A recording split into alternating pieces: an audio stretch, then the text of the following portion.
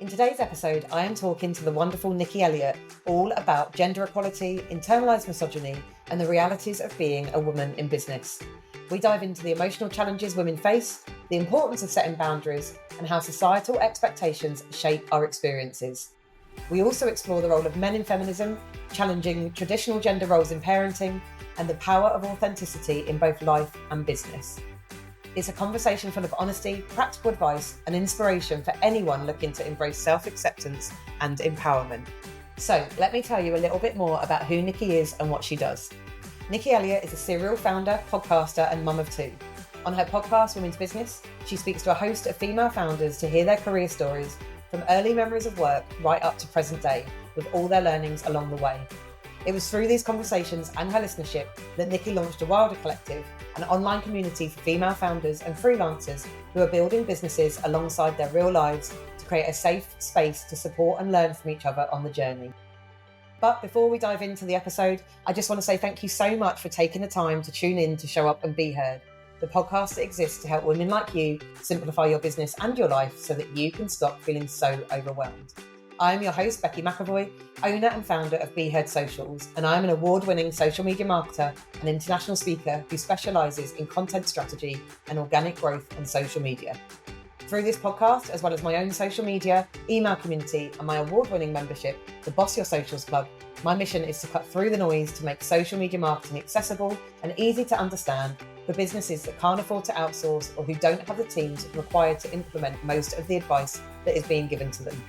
So if you want to cut through the noise and the BS and get practical, actionable advice tailored specifically to make social media marketing accessible and easy to understand, or if you want to be part of a supportive community where women entrepreneurs can feel connected and inspired to achieve their dreams, then keep listening because you are in the right place.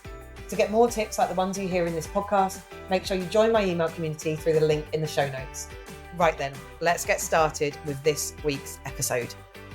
Hi Nicky, welcome to the podcast. How are you doing? Thank you so much for having me. I'm very excited. Oh, you are so welcome. I was saying just before we started recording that we've had this booked in for months and I'm dead excited, like with no pressure, for the conversation because I just think it's going to be really interesting. We're going to be chatting all about internalised misogyny, which was a term I hadn't even heard of. I mean, I knew kind of what it was. I just hadn't put a label to it before I heard you talking about it. So I'm super excited about all of that. But before we get into any of that, I'm really conscious. I'm going to have to keep an eye on the time whilst we're chatting because I feel like I could chat. I feel like it's going to be one of those conversations where we could chat for absolutely ages. So before I get completely distracted by all the things I want to ask you, do you want to tell us a little bit about you and your story about how you became a business owner? Was it always in the plans that you wanted to be a business owner? Did it happen by accident? Just tell us your story a little bit. I've definitely got sort of entrepreneurship in my blood. My dad ran his own business for my whole life and I grew up around that. And there was talk about how he started his business when he was like 26, 27. So when I got to that age, it was like, are you going to do your own thing now? Are you going to do your own thing now? There wasn't genuine pressure, but it was out there. And actually, I did start my first business around that age. I started an events company because I worked in events for the early part of my career. And then I did that for the next 10 years or so in other businesses. My business got bought out. I met my husband. We had our kids and we met at work.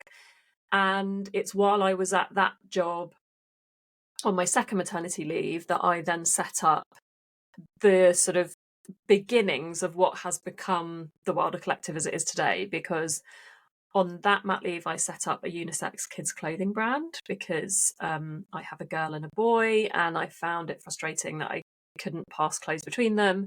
That evolved into a women's wear brand. I shut that down 2023 because of a really challenging marketplace. Post Brexit, I'd put a lot of money into it and wasn't getting it back, and I was like, we need to pivot here. And then I started my podcast called Women's Business as a passion project only to share the stories of the amazing women I'd met on my journey. I'd met all these amazing women running their own businesses. And I was like, I just didn't know we all existed. And I really wanted to speak to those women. And the podcast has been the thing that has built my community up and led me to launching my actual online sort of membership community, which is a safe space for female founders and freelancers to just connect and share the journey without all the pressure, without loads of sales chat, without selling to each other explicitly. It's just that kind of like water cooler there in your back pocket, the thing that you do miss about the workplace. And yeah, that was a really organic result of, like I said, having the podcast and building that community up around me. I really love that, because I think that's like, I love actually that you've said it was kind of always in your blood, always something, not like with the pressure like you said, but because I speak to so many women, and I think this is part of probably what we'll chat about, where like they were sort of forced into being self-employed or running their own business. And I actually love that it's come from you know, like a place where you kind of always wanted to do it, or it was always around you as an option, because I think so many people don't see it as an option, do they? I'm with you completely. I think that so many women in my community have started their own thing out of circumstance because the workplace wasn't working for them. And that's something that I'm so passionate about. And that was definitely a factor in this business. The fact that I had a really, really long commute, a lack of flexibility. I now had 2 kids and therefore 2 variables. It was like, it was a factor, but I also knew that I liked working for myself. I consider myself sort of hard to employ because I'm a bit of a control enthusiast, and I like to do things my own way. It doesn't faze me being my own boss. So I think that both of those things were in the mix, and I think that I cannot deny that, you know, being a mum and wanting to work more flexibly around my kids and feeling like my hand was forced slightly, if the circumstances at my job had been different, would I have stayed? Possibly. So I think it's all in there. Yeah.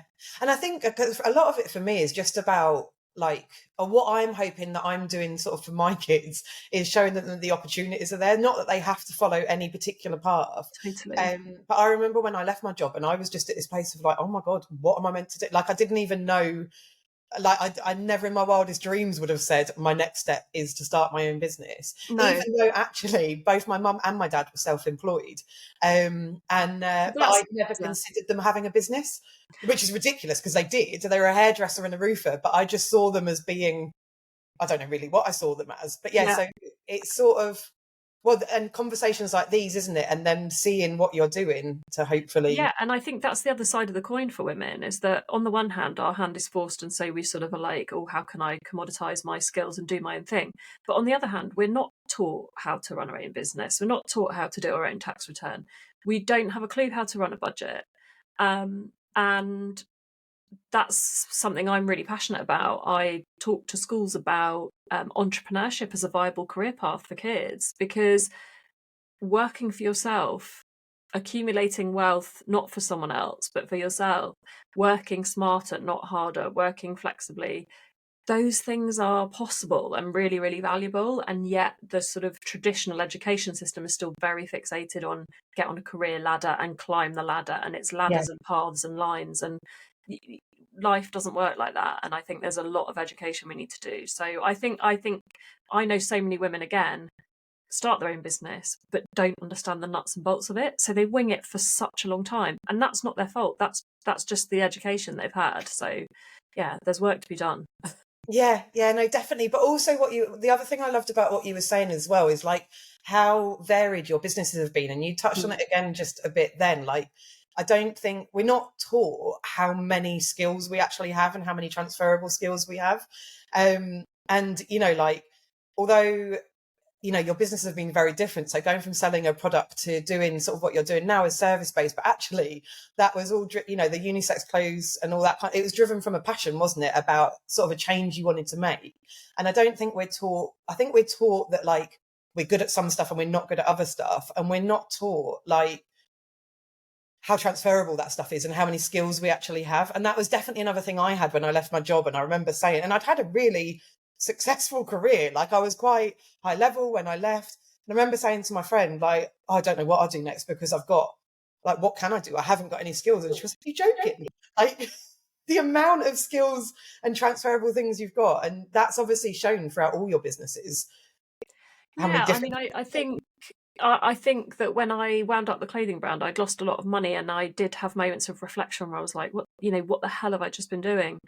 But, and I've said this before, a friend of mine said to me, you know, if you were doing an MBA, you would have spent this money and you would have learned a huge amount. And actually, what you've learned on the ground in this business, you're absolutely going to take forward, and it does have value. And that's a reframe that I've had to sort of have for my own sanity.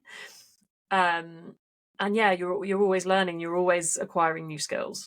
Yeah, definitely. And when on the subject of so what we were going to talk about today was around internalized misogyny. Yes. And like I said, I just found this really interesting because I think when you explained what it was, it's something I've always been aware of, but I don't necessarily think I knew it had a label, or it was just sort of in the background. And I'd seen you talking on your own social media and your podcast and stuff like that about it. Do you want to explain a little bit, firstly, about what is the definition for you of internalized misogyny, and when you kind of first became aware of that? Was it something is that something you've always been aware of, or is it something that, where did that how did you become aware of that term as well?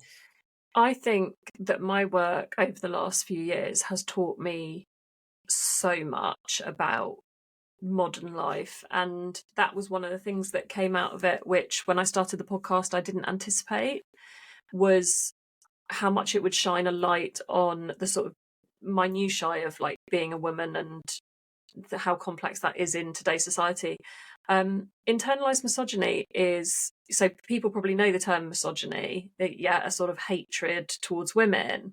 But most women / all women, I would say, carry an internalized misogyny where they judge themselves and other women by harsh standards, and they do have a level of sort of hatred towards themselves and other women. It's not a conscious thing. I'm not going to sit here and be like, I hate women. I love and support women, but because of the society that we exist within, because of patriarchy, we use different language to speak about women than we do about men. We portray women differently in the media. The way that we portray victims is different, but there seems to somehow be, she was asking for it, the way that headlines are written. So it's this kind of insidious force that is out there that is sort of infiltrating our lives day in, day out. And it manifests in the judgments we make on ourselves, holding ourselves to perfect standards. It manifests in the way that we hate, famous women, or women who we deem to be successful, or we think women are vulgar when they talk about money, or, Taylor Swift's just a bit too successful, and when you notice it, if you can ask yourself, why do I actually feel like that? Do I actually feel like that? It just sort of disarms it and makes you aware of it. And that's the beginning of the process of sort of understanding it, I think. Yeah. And I think that's really interesting what you're saying. I was just going to say, without going into deep, because something big in the media at the moment is very complicated, and I'm not sure I fully understand all sides of it, but it just makes me think. And I posted about this a few weeks ago about the Blake Lively Justin Baldoni case, and I don't know what's happened. I don't know what's right or wrong. There's clearly mounds and mounds of legal documents, but one of the things I found really interesting when I was looking into it a bit was there was some text messages released from his side. Oh no, so they were from his side, and Blake Lively released them, I think. But one of the messages in there was basically, wow, how easy it is to get people to hate a woman, because they hadn't done that much. And I don't, like I said, I don't know what's happened. I don't know whether he's guilty, what's gone on. But what is really obvious from it is it's like the hatred being piled on her compared to him is unreal on social media. Yeah, and I think if you go back to before this whole case came out, and you go back to last summer when there was all these stories coming out about her being difficult, being mean to other women, it was a pile-on from the media, and they all picked it up because they all loved it, and it got clicked and clicked and clicked, and it became a massive thing. This was before we knew that she had her side of the story to tell, really. And just that, how that blew up, like you said, how willing people were to pile on and hate a woman, tells you really everything that you need to know. Because if you look at men who've been involved in situations where they've possibly done things wrong, men in the media or high profile men, often they PR the hell out of it, and they get through it and they seem to come out relatively unscathed. Not always, but there are instances where I'm like, wow. And I honestly think just their inherent maleness gives them such a ginormous head start. It's just not a level playing field. We are very, very willing to hate women. Yeah, and I think it's as well, I think it's a difference where a woman has to be absolutely perfect to be innocent, and a man is very much the opposite of that. Because I've been thinking, and do you know what? It was interesting when I saw all this. I had a conversation with my husband about this when all this Blake Lively stuff came out, and I was like, do you know what? I've never been that keen on her, but it doesn't mean that she's wrong. And then I was like, why haven't I been that keen on her? I don't actually know anything about her. Yeah. Like, other than probably how she's been portrayed, like she's been portrayed as difficult or rude or whatever. And whether there's truth in that or not, I've never met her. So the only judgment, and it's like you said, isn't it? Like, I think when you check yourself to go, why do I hate her? The only judgment I'm making is based on something I've seen in the media. Yeah. I think what's really interesting for me is say, for example, she is difficult and she can be rude to people, whatever. Even if all of that's true, it doesn't mean she doesn't have to be completely perfect to have a case against Justin Baldoni, for example. And I just find it all fascinating because, like, it's almost like the second that something comes out, well, look, actually, she was slightly off in this interview, and that must mean that this, that, or the other. So I think about it because I think if I was a high profile person, I've got a strong feeling I would be portrayed that way because I can be quite shy and quite anxious. And if someone did make a sexist comment or something, or focused on a pregnancy or something, I probably would call it out because I think we need to move forward. And then that would probably be used against me. But actually, you know, someone like Beyonce or these like really high profile women who take control of a creative process that they're involved in, work really, really hard, you know, have a team of people around them and say what they want, advocate for themselves and their work. If a man was doing that, you wouldn't bat an eyelid, and you wouldn't call him bossy, and you wouldn't call him difficult, and you wouldn't call him a bitch. You'd say he was a leader, you'd say he was strong, you'd say he was determined. And this is what I said before about language. The language that we use to talk about women is super, super negative and just completely different to what we use to talk about men. Then there's the standard that we hold them to on top of it. And it's just layer and layer on layer of shit that we're dealing with. We're just so on the back foot. Yeah, and it happens from such a young age, doesn't it? Because I think I mean, obviously, like, we both have young children, all that kind of stuff. I have a boy and a girl, and it's so interesting to see. So I always thought, and I am somebody, you know, I'm proudly feminist, I'm loudly feminist, all that kind of stuff. And I thought I was going into motherhood, for example, with my eyes open of how difficult it would, and I was still employed at that point, like, of the challenges that I'd face and different things with raising boys and girls.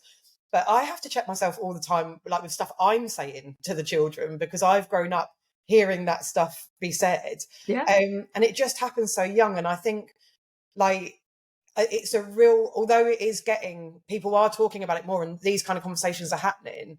Like, I notice on the playground and in schools, I'm definitely in the minority of trying to raise my children to fight against that. And it's hard and it's tiring. And there's times where I just get to the point where I'm like, I don't think I can do this. It's too much. I don't know. I don't even know what I'm saying there, but no, but it's entrenched in all those parents around you as well. Like, they're not doing it on purpose, no. reinforcing gender roles. But gender roles, the idea that kids have in their heads of gender roles are set by the age of 7. So, you know, for my eldest, like, she's older than that. So is that, like, too late in terms of her, like, really deeply entrenched beliefs? In spite of everything that I do day in, day out, I really hope that she does have different ideas, because, you know, just last night we were reading a book all together and every character in the book was a he. And I just went, why are they all he? And I said it. I said, they're all he. Look at the book. And, like, when I'm reading it, I change every other to she. But I said, this is the trick of patriarchy, that just, it's a tiny thing, but it all just drip, drip, drip. It all just goes in when every main character, every important person, every book that you read where every character is a man, it's just like men, men, men. men are the most important, men are the most prevalent, men are the most powerful, men are the most strong. And it just compounds and compounds. And I just called it out and I said, why would some of them not be girls? So I just, it's absolutely wild. And it's really, really difficult as a parent, like how you navigate that. But I think, more people like us having those conversations, that's all we can do. We've got to keep pushing.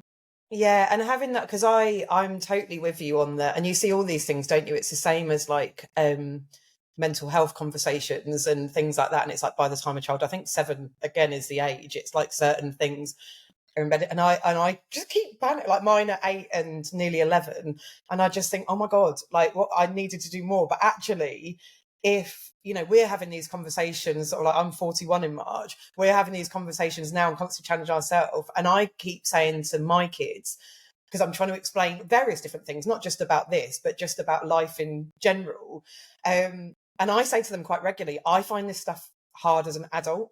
So you're not meant to fight, like this isn't meant to be easy. But if you start becoming aware of it at 8 and 10 years old, like it becomes, in 30 years time, they're going to be in a completely different place from us, aren't we? And I think it's sort of accepting that, yeah, some of those deeply entrenched beliefs might be there, but if we're challenging it from the age of that they are now, we've got to see a change over time. Yeah, and I had this conversation with my husband just yesterday.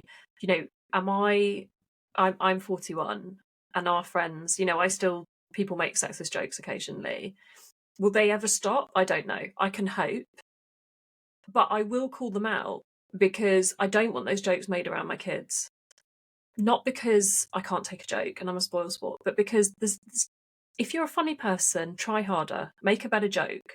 Yeah, you can do something else. That's old, it's tired, it's done. And I don't want my kids to hear it. Am I offended by it? No, not necessarily, because I grew up in that generation. But I'm not going to let it just keep filtering through into my kids when they're around. That we've got to do better for them. And then hopefully, like you said, they just won't make those jokes themselves. It just won't be a thing. Yeah. And also it just like it starts to normalize that it's not okay to joke like that, because some of those jokes that you'll be talking about in themselves aren't that offensive, or you can ignore or whatever, but they all feed into a bigger thing, that they all feed into basically saying women aren't as important, let's laugh at women, let's do this, that and the other. And actually, the more that the casual, if you want to call it casual, behavior is excused, the more the really bad serious stuff is able to happen, because isn't it? So yeah, and I called out a friend of mine and he made a joke. He has a female boss, and I was like, oh, your boss is a woman? And he went, yeah. And he went, she's actually all right in spite of like being a woman, lol. And it was a small joke, and I was just like, is that funny? And it was really uncomfortable for me, and it was really uncomfortable for him. And some people pushed back against me and were like, he's just joking. And I was like, yeah, obviously he's joking. But there's a seed of truth in his beliefs about women. And is it funny? Do we still need to be making that joke? Is it hard to, is it easy to do that? No, it's not easy to do that. You don't want to be this like killjoy who can't take a joke. But for me, on the balance of all things, it's important that I be that person. Yeah, I once heard from somebody, and it was not again specifically around this, but like just if somebody says something that upsets you or is a bit unkind, but it's a throwaway comment, and I love it, but it is, you have to be quite bold to be able to say it. But like they were like, one of the most powerful things you can do is ask them to repeat themselves. Yeah, because like it's just because if they're, I mean, it's a little bit like the whole, and I love this with I say love this, I didn't love this, but with the whole Elon Musk salute thing recently, and people were saying, go and do that in your workplace then. If you don't think he did anything wrong, go and start doing that. And the repeating yourself is like, no, go and repeat it. Tell me if you think it's funny. Yeah, and I think it's a great tool, because it does just make people check themselves, that they're like, oh, and anything to make someone confront that. Like, did I change his beliefs in that moment? Maybe not, but would he stop and think before he said something like that again in a group? Maybe. And that's progress. If you want true progress, he shouldn't have had the thought in the first place. But that's not going to happen in this generation. But if we stop it from happening around our kids, hopefully they won't have the thought in the first place. And that's what I'm aiming for. It's realistic. Yeah, and like I said, and that's where it comes back to that, by 7 years old, they've got their entrenched beliefs. But again, if from 10 years old or whatever the age is, 15-year-olds old or whatever, they're starting to challenge it, they'll do different things with their kids. Right? And it's going to take a long, long time, but it does make a difference. And do you know what? This is actually quite just a general nice conversation to have, because I've been feeling a little bit recently, and it's trying to help my kids navigate friendships and all kinds of things, which is a whole different story. I got to a point recently where I'm like, I'm too tired to do this. Like, it's too much, like it's exhausting. But it's conversations like this that actually remind you that it's worth it and you are making a difference. And you might never see that difference in your lifetime, but you are making a difference by doing it and talking about it. 100%. And I think what you said before about how you say to your kids, I'm figuring this out with you, I don't have the answers. That generally in parenting is a really disarming and helpful thing to say to children, because your kids have you on a pedestal. They think that you know everything. They think you are the oracle. They take everything that you say as the whole truth. And my daughter the other day, she's challenging, she's clearly starting to get those early hormonal changes. She's that like in between age, she can be very, very sort of tantrumy, grumpy.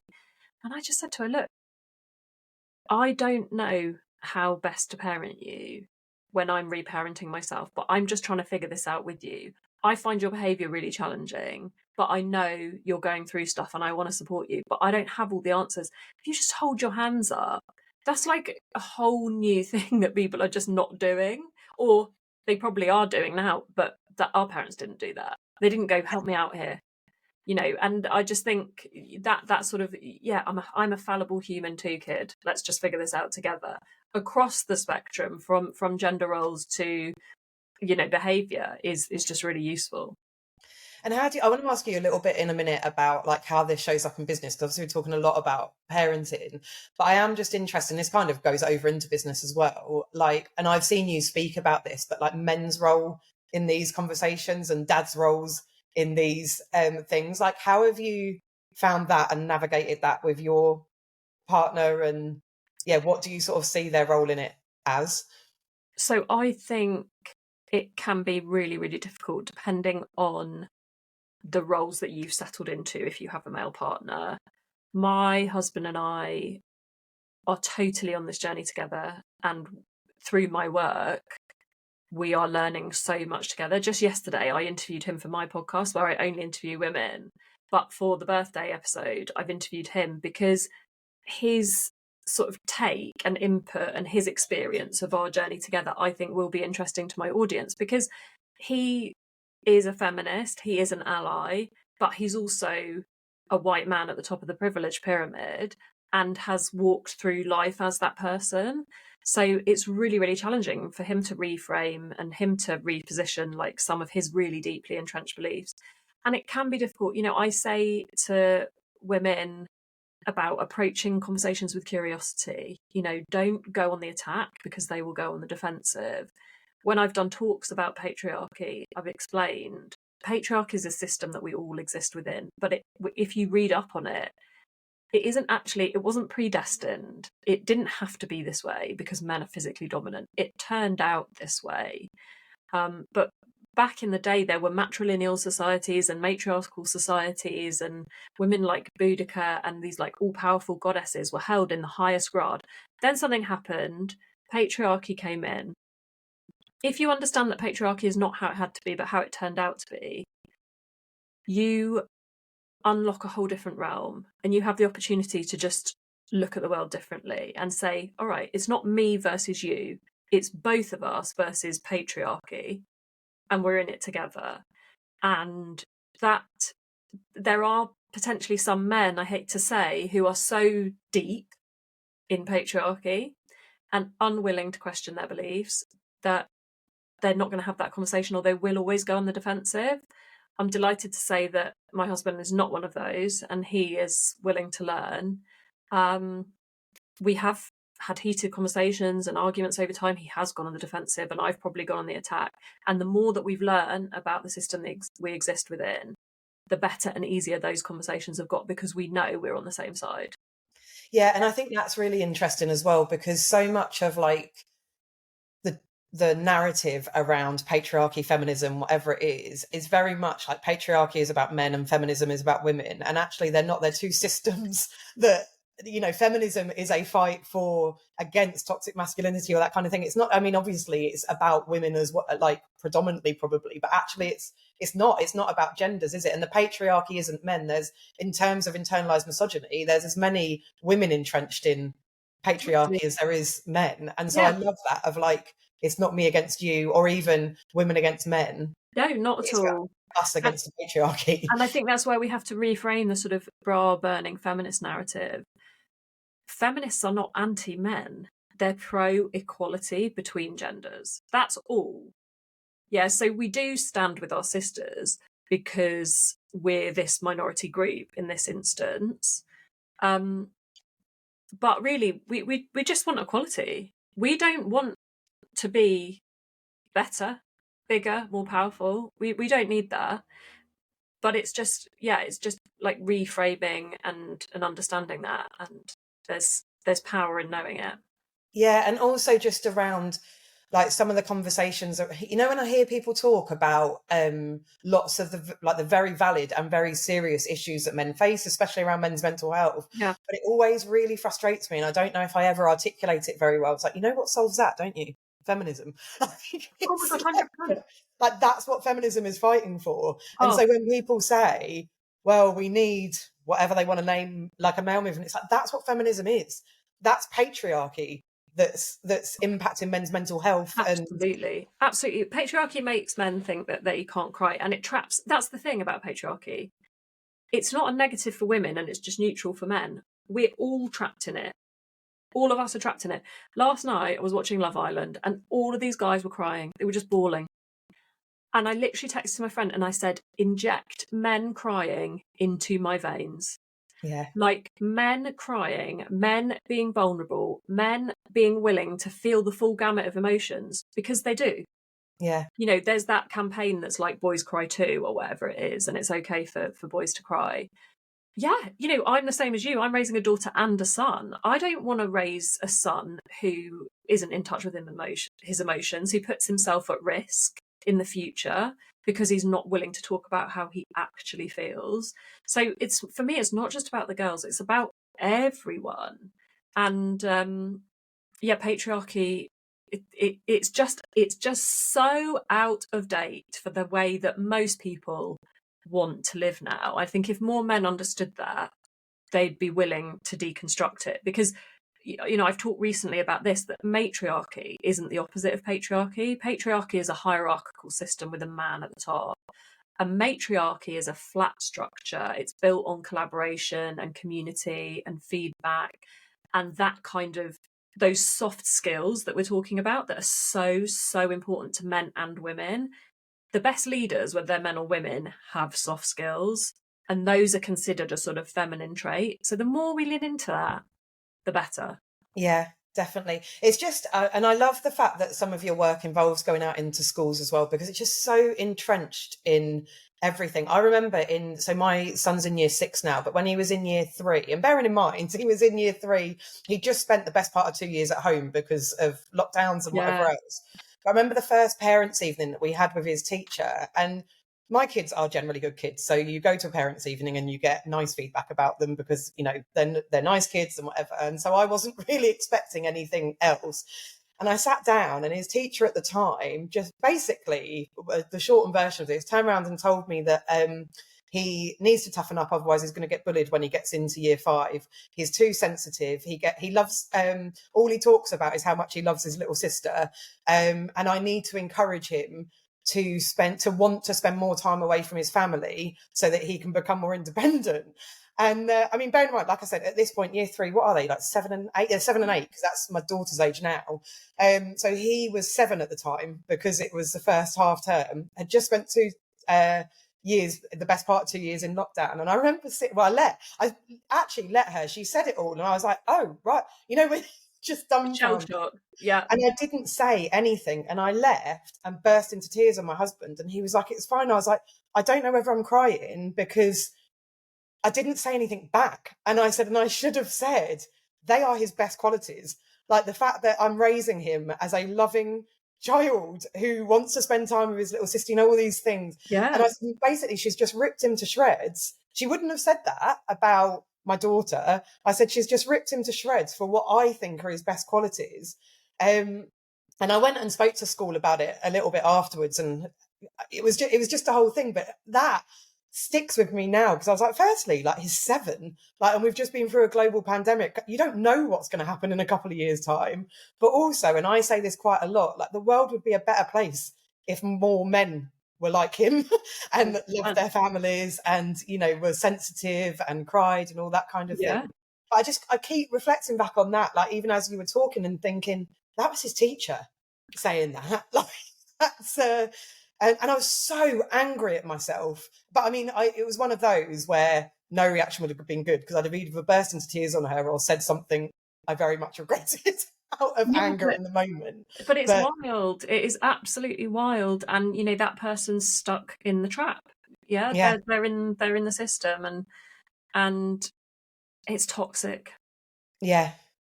It is. But the more, so the work that you do in schools, is that for a certain age range? Is that for, do you speak to children, don't you? So at the moment, I'm just working with my local schools, because that's my way in, although I would love to do it more if anyone wants me to come into their school. I'm happy to talk to small kids, and I'm also talking to like sixth formers. So the work I do with sixth formers is about entrepreneurship as a career path. But obviously, me being a woman and representing being a woman doing that is super, super important to me. And talking to younger kids would definitely, the focus would be on gender equality and the trick of patriarchy and all of that stuff, because stuff goes in for kids. It's all going in all the time. Yeah. So all of these conversations are super valuable for them. And I think for me, that's a part of my work that I'd love to expand going forward, as a way of paying my work forward, because I'm just obsessed with the next generation of working people, you know, and these kids, you know, they might be doctors and lawyers and teachers, they might be politicians, they might be refuse collectors, but you know, that's society, that's community. We need everyone. Yeah, I love that. So moving on to like just business a little bit, how do you, or what are you've obviously got a big community of wonderful women, and I'm sure since you've had the Wilder Collective, like, you've seen this even more, but are there common ways that you see the internalised misogyny play out in business, or things that have really stuck with you?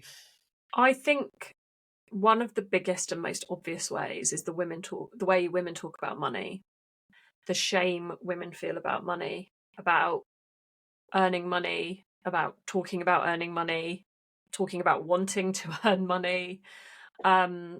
It's a huge block for so many of us. And that is because of generational inherited shame that we have around money. And it's super complicated in a way. But I think we think it's vulgar to talk about money, or we think it's not our place. We think if we're successful, other people will judge us, and they probably will, because of internalized misogyny. They will judge us by different standards that men are judged by. So there's so much wrapped up in it. I think I spoke a while ago now about the sort of women tearing each other down narrative. And I think that in the workplace, not just in my own business, but in the workplace more widely, is a real thing. You know, do women actually tear each other down, or is it how we've been portrayed with all of this language around being bitchy and around being bossy? And actually, I asked my community, and a lot of people said, yeah, I have experienced a woman tearing me down, or a woman not wanting me to take the next step, or groups of women being horrible to me. That is the reality of the world we live in. So I'm not here to be like, God, women are actually lovely. You know, this is the harm that internalized misogyny does, is it makes us hate ourselves and other women. Like I said, it's deeper than that. It's a subconscious thing. But it manifests in those ways where instead of feeling happy for someone doing something and it's a success, you feel jealousy or resentment, or maybe a bit of sort of rage and frustration.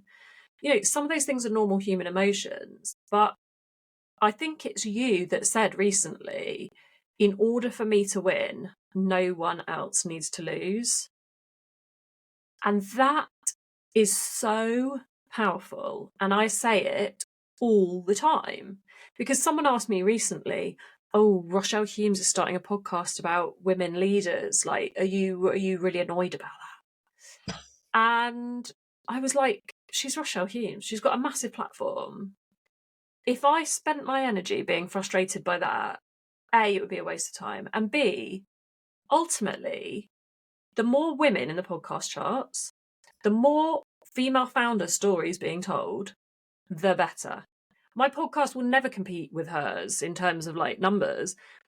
But in order for me to win, I don't need her to lose. There is space for both of us. But I had to really question it because when I did see it, I did feel a pang. I was like, ugh, so irritating. You know, because I'm out here slogging my guts out, producing my own podcast, you know, and she's got this massive platform, but she's worked for it. And also, life's not fair. So And also, it's just recognizing that in yourself, isn't it? Because I think you could so easily turn around, and this is something I get really irritated by, but turn around and go, well, she's really lucky because she's got this, that, and the other. It's like, she's not lucky. Like, no one, I was going to say no woman, but no one is inherently lucky. Like, they work towards things. And like you said, you said you don't need her to lose, but also like the definitions of winning can be completely different. So completely. like the numbers that she might hit with her podcast may, be way more than yours or whatever else, but it doesn't mean that you're not winning just because she is, like it's all subjective, isn't it? Totally. And you have no idea what's going on behind closed doors for people. You don't know what work they've put in, what opportunities they've asked for. Of course, like if you've got a platform, those opportunities are going to come to you more readily. But, that comes with time and it comes with work as well. And I am really fulfilled and love the work that I'm doing. I am at a point where I do need it to reward me financially because I live in a capitalist society where bills need to be paid and I'm not a charity, nor should I be. Yeah, and that's hard for women. I feel the rub constantly of like people pay to be in my community and I want to support them versus, oh, like, do they just think it's shit or like, who am I to do that? Because I'm a victim of everything that we're all feeling.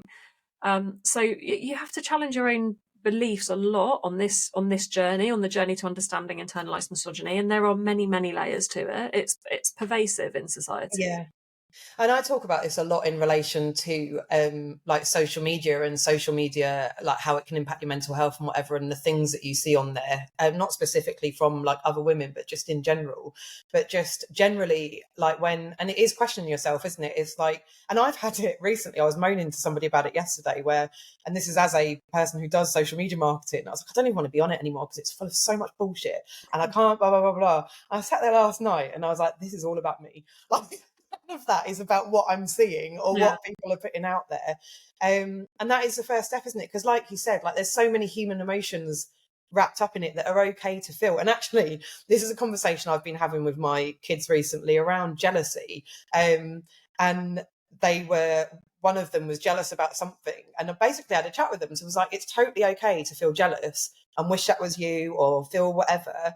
What's not okay is reacting in a way that's unkind to that person that you're jealous of or the situation that you're jealous of. And again, had the whole conversation of like, I struggle with this as an adult. But it is okay to feel jealous and it is okay to be a bit annoyed that somebody with a bigger platform is doing something that you've been slogging your guts for. But it's not okay to then go and badmouth them and, do all of that. So and I think that's what it comes down to. What's really challenging for us in our generation is that we weren't encouraged to feel our feelings. I feel like we were looking to move on from our feelings, from difficult emotions. If emotions are difficult, just solve the problem, be quiet, get over it. And being able to sit with your emotions and be like, oh, I do feel a bit envious about that, and that doesn't feel great. As you say, it's as normal as feeling happiness, sadness, joy, ecstasy, depression. These are all just normal feelings. And if you are curious about it and you're like, why do I actually feel like that? That helps you And also don't beat yourself up about it, because you're a human being. That is Yeah. part of the very nature of being a human. So is it an enjoyable emotion to experience? No, but it comes with the territory. Yeah, and I think it probably plays into that. I know I definitely struggle with this as like, oh, why do I feel like this? Oh, that doesn't make me a very nice person. It plays into that sort of like, we're not okay with being imperfect, even though by nature every human is imperfect. As women, we're told we need to be perfect. So as soon as we see a flaw in ourselves of like envy or jealousy or whatever that might be, it Yeah. can spiral all the thoughts as well. And perfectionism is a huge part of internalized misogyny. I've said a few times about the standards we hold ourselves to, but that those standards of perfectionism about not letting anyone into your house if it's not immaculate, or not wanting anyone to know that sometimes you just shove your kids in front of the TV or you give them freezer tapas for dinner. It's like that, those very, very human, relatable behaviors we struggle to be honest about, because we are trying to be perfect. And in my business, I've never been like that, and I think that's part of why I've been relatable and real, is because I'm like, house is a tip, kids are being really annoying, I'm burnt out, I feel like this, I feel like that's my only setting, that's how I have to be. But I think what we model for our kids is fundamentally important there, because if you had a mother who never took time for herself, never sat down, never rested, and held herself to perfect standards, you will try and do that. So I'm like, wait, I can be messy, and that's a good example for my kids. Boom. I'm here for that. I'm so here for that. And I do it. I nap in front of my kids because I'm like, do you know what? I'm fucking tired. Yeah. Yeah, so I chuck a film on for them on a Sunday afternoon, and I'm like, okay, good night, and I go to sleep. And Yeah. my mum did that when I was a kid, and I think it's one of the most valuable things she inadvertently did, was taking naps in front of me. Yeah. I actually said to my son the other day, I was going to say it's going to make me sound terrible, but it's a whole conversation we were having. But he said to me, can I come lay up in bed with you whilst, because I was going up to bed to read. And he was like, can I come and lay up in bed with you and read with you?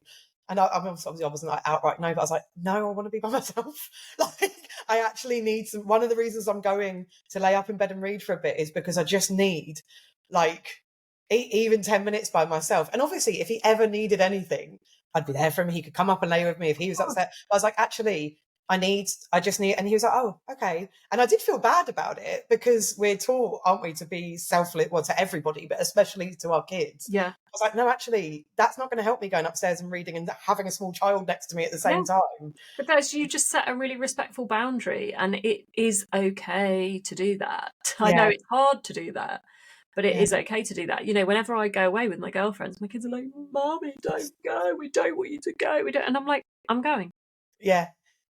Well, do you know what? I miss you and I love you, but I'm going, and I will be better when I come back. And I saw something yesterday that said the number one indicator of a child's mental health as an adult is the happiness of their mother when they're growing up, like how happy their mum is.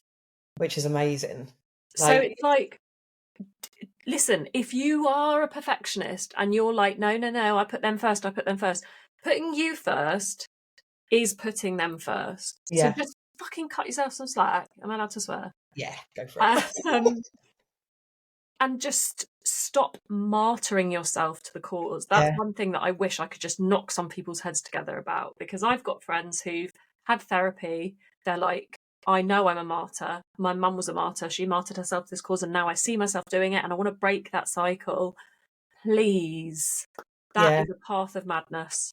100%. And thinking about the language that you're using as well, because I corrected this was quite a long time ago now, but I was going somewhere, I think it was actually on a work trip, like to a conference or something, and my little girl was getting, she hates me going away and was getting upset that I was going away, and she said to me, I just don't want you to go. And I started to say to her, oh, I don't want to go either, and then I stopped myself. I was like, no, I do. And I said to her, I'm going to really, really miss you, which I would, and I did.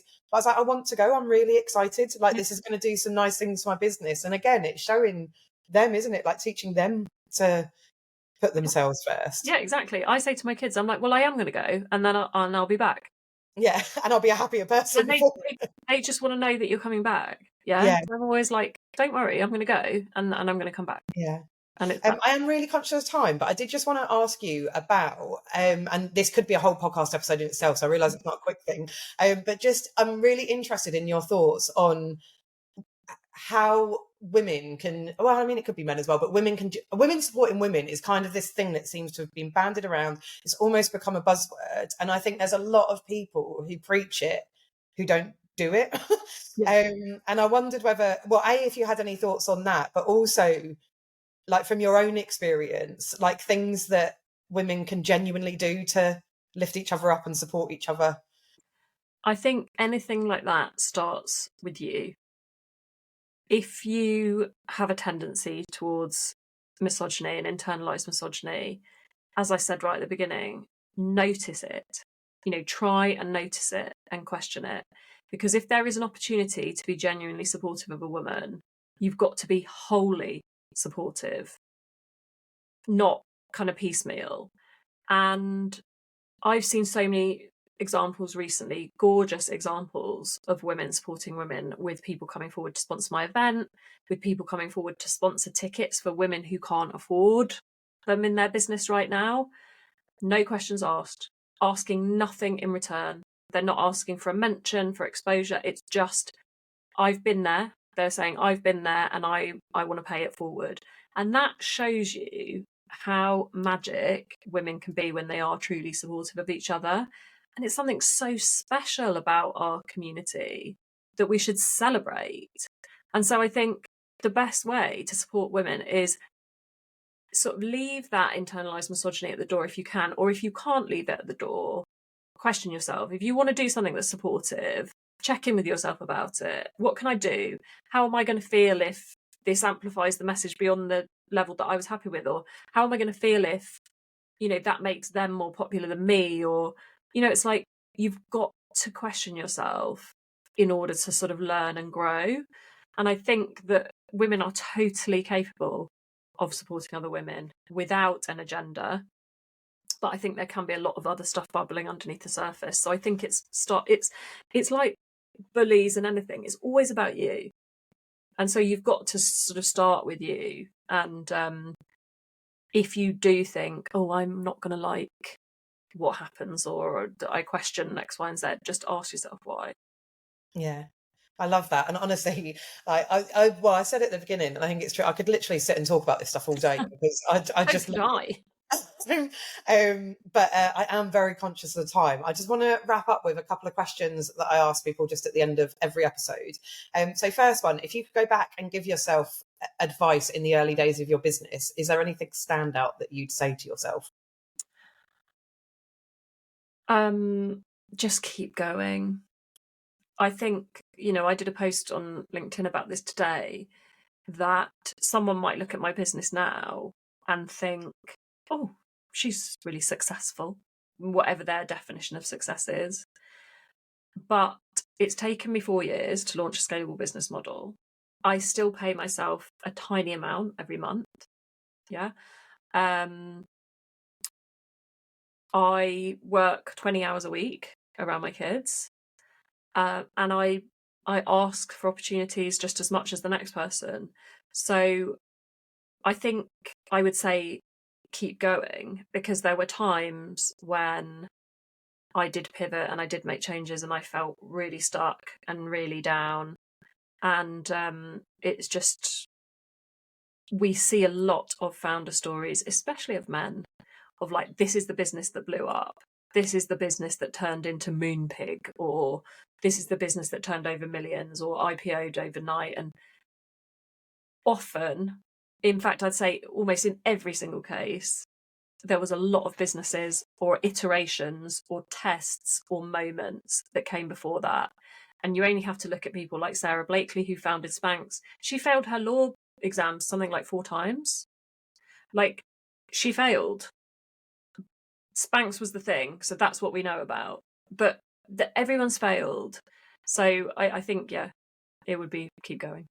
I love that. And I saw you post as well the other day about if you, because obviously everybody's just been doing their tax returns and all that kind of stuff, but like basically if you've earned enough money to pay tax, like celebrate yourself. And you saying about that, and I think I love that as well. Yeah, I have Like, not earned enough money to pay tax. I've paid myself like under the tax threshold because that's all I can afford.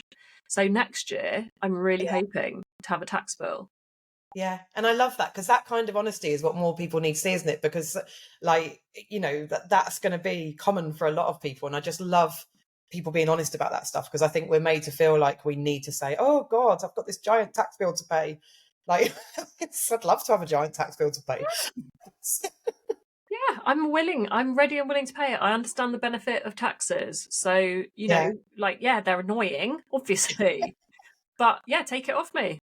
And also, so the podcast is Show Up and Be Heard. Is there any advice you'd give anyone that helps you show up in your business? Because, you know, like you said, you sort of show the warts and all, and you know, you said earlier as well actually that, you know, you're quite shy, to be funny, but often people can, like, if I think if you went and looked at your account, and like I'd certainly, you come, oh, and you are a confident person, You but wouldn't think that, yeah. well, you have to, showing up isn't easy, is it? Even if you've got the confidence and you do it, is there any tips you give when you find it hard? That So I would say people who don't find it easy, don't beat yourself up, because there is an innate performative aspect to my personality that makes it easier for me and other people like me. That's just a personality type thing.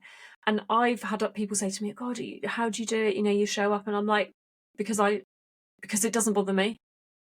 Like, so I don't want to pretend like, oh, I pushed through all this difficulty. I didn't. It came naturally to me. But I want that to reassure other people that if you find it really difficult and you're doing it anyway, then you're bloody brilliant. And it definitely has got easier for me over time, because when I first started posting, I would like come on stories every day and I'd have a full face of makeup and I'd like rehearse what I was going to say. And if it didn't go right, I'd start again. And now, Becky, you can attest, I'm like literally there like a troll, you know, looking completely haggard most days, but sharing my real life because I can't be bothered to just go and like put my face on. So it has got easier and it's got sort of more easeful and more natural over time. But I think if you're showing up, that's what people are going to relate to. People don't buy from businesses, they buy from people. If you look on LinkedIn at company pages, the founder of the company has got so many more followers than the company itself because people are buying from you. So back yourself in that sense. Know that whatever your special sauce is, it's yours, no one else's. So just show up however it feels authentic to you, not authentic in a buzzy way. I know you've been talking about that today, but just truly like real and meaningful. And just cut yourself some bloody slack. yeah, I love that. I love all of that. And also, firstly, I would say you don't ever look like a troll. That's very You harsh on, mind. but it does make me laugh, because I was the same where I'd never shout about makeup, and now I shout. Well, I mean, after my PT, I'll come on like a sweating mess and shout about something. And I used to always start that with like, "I'm so sorry." Like, I'm not sorry about my face. Like, this is literally. I've not used a filter in years because I'm like, this, I'm 41. This is my face. Like, I can't apologize for that because that is part of internalized misogyny and everything we're doing and the standards we're holding women to. And what you said at the beginning about you thought you'd never really liked Blake Lively, you know, is that because she's really, really beautiful and really, really polished and she's married to a really, really gorgeous guy? That's probably part of it, because what we are taught as women is important. What makes us powerful as women, we think, is being thin and being beautiful and being attractive to the opposite sex. Yeah, That's the fucking least interesting thing about you. yeah, So 100%. just like give yourself permission to be you. It's impossible to just let it all go, and I'd be lying if I said I've let that all go. Yeah. But try.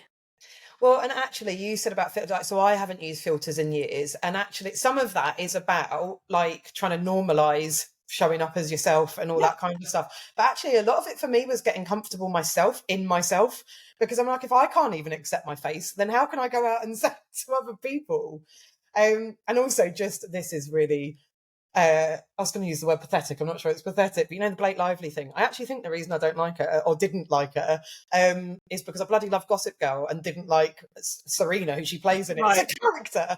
And that's like, I'm like, oh my God. My mum tells this story of she took my nan on a ferry once. Well, my great nan on a ferry once, and they came across this character. And my nan basically lost it at this man who was like, you need to be nicer to your brother and you need this. When my nan went off, I was like, I'm so sorry, because obviously it was a character he was playing. He was like, that is the biggest credit to my acting. So maybe with Blake Lively, actually, it's just that she's a very good actress. Yeah, totally. And I think it would probably help all of us if we saw her looking a bit troll-like one day. But yeah, maybe she's just a great actress. I'm sure. Yeah. And interesting as well, which I won't go on to, because I'm going to ask you where people can find you in a minute, and then we will wrap up. But that I've always loved Ryan Reynolds. Yeah. I mean, because I do genuinely love him for lots of different reasons, but never have I questioned whether I like him based on who he's played. So right. And even there's stuff coming out about him now in this case, and his fears around his reputation being damaged and stuff. Where's the articles where she's worried about her reputation and we feel sympathy for her? Yeah. It's just bullshit. And just interested on that, actually, that when that started to come out about him, I was like, oh no, please don't be true. Because I really like him, but that's not the reaction you have to women, is it? So no, it's not. And that's why I think some men come through things unscathed, because we root for them. We want them to still be around. Like, if I'm not going to say his name, but there's one of the most famous men in the world accused of an incident on a plane with his ex and his children. He's still making films and showing up at awards ceremonies. If she had done that, if she had been accused of that, she'd have been buried. Yeah. So it's just like, just think about it. Yeah. And what a place to end the conversation. I love that. I feel like that was the perfect end. Just think about it, because that's what I think is the main takeaway from all of everything we've just discussed. Yeah, we could have saved a lot of time if I just said that. But have the conversations as well, because like even in this conversation I've started to go like reflect on different things, because I've been following a lot of that because I just find it fascinating. But like, and actually in that case I'm like, please don't let it all come down on her, because I just feel like that's going to be, and I read an article yesterday actually about what a huge step back it is for women, and it's the same as the Amber Heard stuff. Who instantly he had the same PR team as Justin Baldoni's got. That's what really makes me sad about all of this, is what a huge step back it's going to be for women if it ends up ending like that. But Nicky, I've absolutely loved chatting to you today. I really recommend that anybody comes across and gives you a follow, because you have these sort of conversations and do different polls on your stories all the time, which I just think are brilliant because they get you thinking about stuff. So where can people find you? And is there anything that you want to share before we finish? So on Instagram, my account is wilder1s, wilder.ones, where I talk about the Wilder Collective, my online community, and my podcast, which is called Women's Business. If you want to find out more about the community, we open doors quarterly-ish, and you can do that at thewildercollective.co.uk. Women's Business is wherever you get all your podcasts. And as you reminded me at the beginning, Becky, I have a big event coming up by, for, and featuring female founders this October. It is called Wilder Live. It is the event that I wished existed, so I have created it. We have a keynote speaker, we have panel, we have workshops, all women, all learning about your business and your life and everything that goes with it. And tickets are on sale now. So go to thewildercollective.co.uk to find yours. Amazing. And am I right in saying it's London? It's London. It's the 14th of October. It's a one-day event. So, and I'm just so excited with the amazing women I've managed to get on board. And it's just 100 tickets. So, an amazing opportunity to meet some incredible female founders as well. We'll be doing some speed networking. So you'll get to connect with a lot of women as well. Fantastic. So go give Nicky a follow. Go check out the event. I will link to all of that in the show notes. And Nicky, thank you so much for your time. Thank you so much for having me. Thank you so much for listening to Show Up and Be Heard. But please don't go without telling me your name. I genuinely love meeting new people and making new connections. So if you don't already, I'd love it if you'd come find me on Instagram, LinkedIn or Facebook and drop me a message to say hello and let me know what you thought of the episode. The link to all my socials are in the show notes.